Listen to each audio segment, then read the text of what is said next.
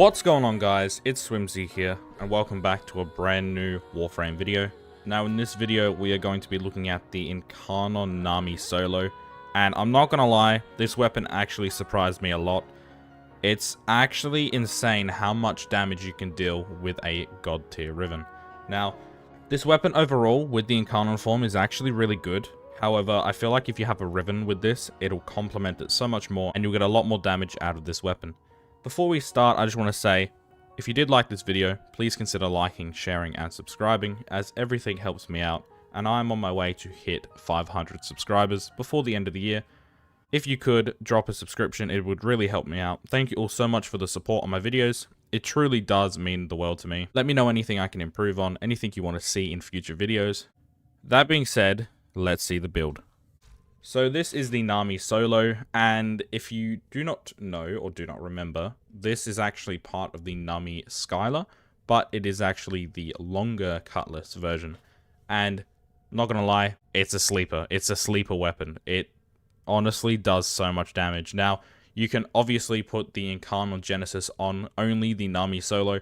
I wish there was a prime version to this, but unfortunately there isn't. But this weapon still kicks ass nonetheless. So, today I only have one build for you. I'm not a big melee fan, and this is the best build that I can actually make with the Nami solo.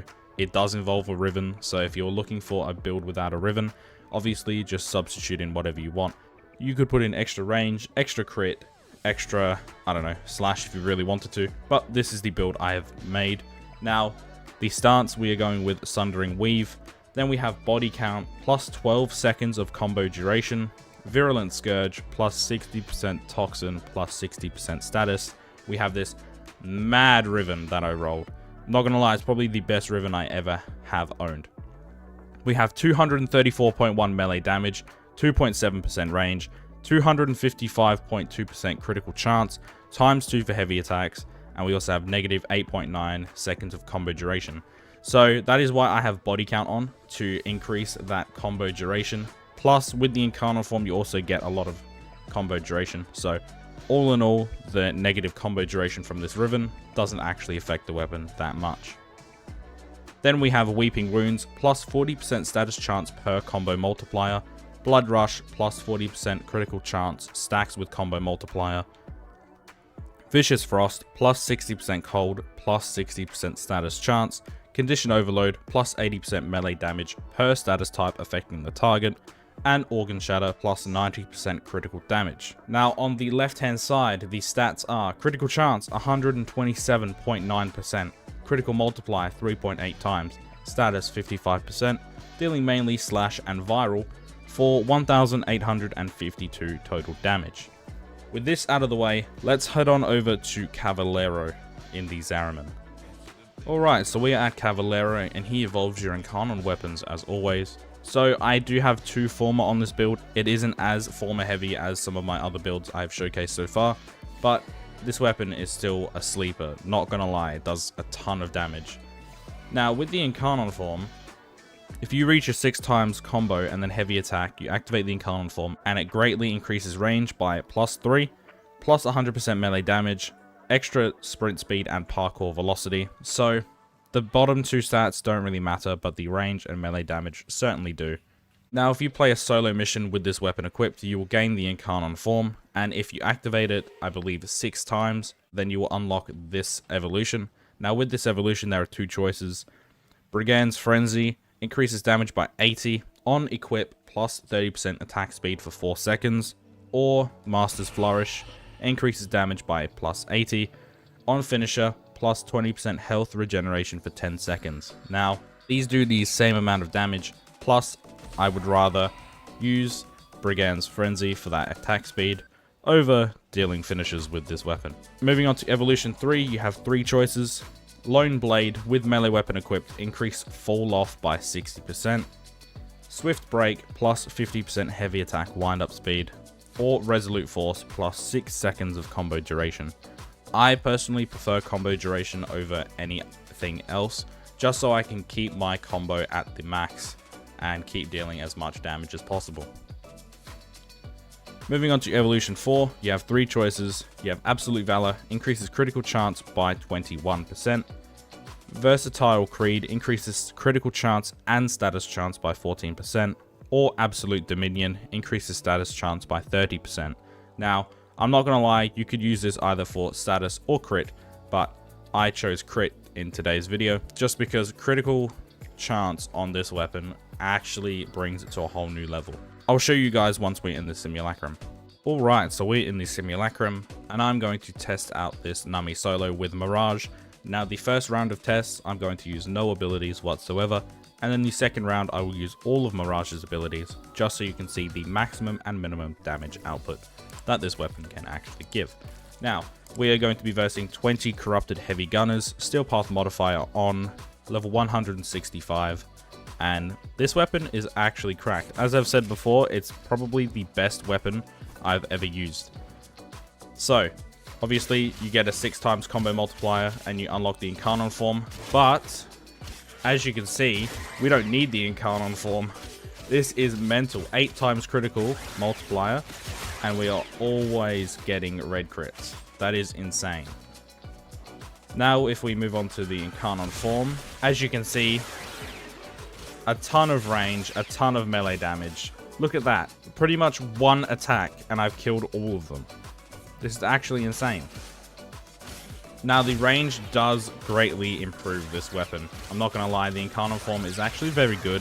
Apart from the parkour velocity, like, I don't know, you don't really need it. It's not really essential, but the melee damage and range definitely do help out this weapon. Now, I'm going to spawn them again, and I'm actually going to show you all of Mirage's abilities with this weapon. Yeah, it's going to get very, very, very amazing. Like, look at this. I'm lost for words. Look how good this weapon is dealing. Like, the damage is actually insane. Look at that. I only got it to a 7x combo multiplier. Like, look at that heavy attack.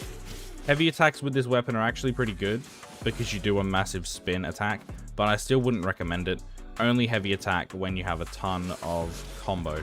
As you can see, we have no combo, and I'm dealing solid oranges. Like, this weapon is actually insane. Now, I don't actually do this, but you know what? This weapon is a different breed, so I'm going to spawn in Corrupted Bombard Eximuses, and we're going to see how this weapon performs. And now, let's see how it performs.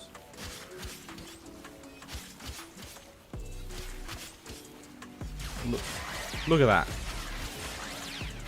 These are Eximuses, by the way, still part, of course. That slash damage is actually ridiculous. Look at that. All dead. This is absolutely insane. Now let's heavy attack. Do I have to say anything else? This is honestly the best weapon I've ever used. Let's do that again. Look at that. Honestly, mental. The amount of damage this weapon does. This could honestly be... I know there's people who like the Incarnon Dual Ichor, or the Incarnon Hate, or the Incarnon Anku, but this honestly has to be the best Incarnon melee weapon by far. Now, yes, the Riven does help this out a ton, so that is probably why it is one of the better ones I have. But without further ado, let's head on over to a Steel Path mission and see how this weapon performs. So we are on Mott, Steel Path Survival, level 140 to 145, and I'm actually doing something a little bit different. Now, I'm going to show you how good this weapon is with the Curlovo ability synergies. Now, Curlovo's third ability is honestly one of the best grouping abilities I've ever used, because you activate it and it's going to deal all the damage to enemies that have been hit by his third ability. It's honestly mental how much damage this weapon does. Like, look, I can just go third ability, and they're going to take all the damage as well. Activate the Incarnon form. Look at that. This weapon is honestly cracked with Curlovo. Now, obviously, you can also heavy attack teleport to enemies, and it's going to do a ton of damage, but you're also going to lose that combo. So only do it if you have a high combo and you can sustain it. But overall, this weapon is honestly an S tier weapon. There's nothing I can really, there's nothing really negative about this weapon. It is honestly one of the better melee weapons that I've used. And the Incarnon form is actually very useful. Now obviously when it comes to the Incarnon form, a toddler could have made that whole Incarnon ability up. But you know what? Sometimes simple is elegance.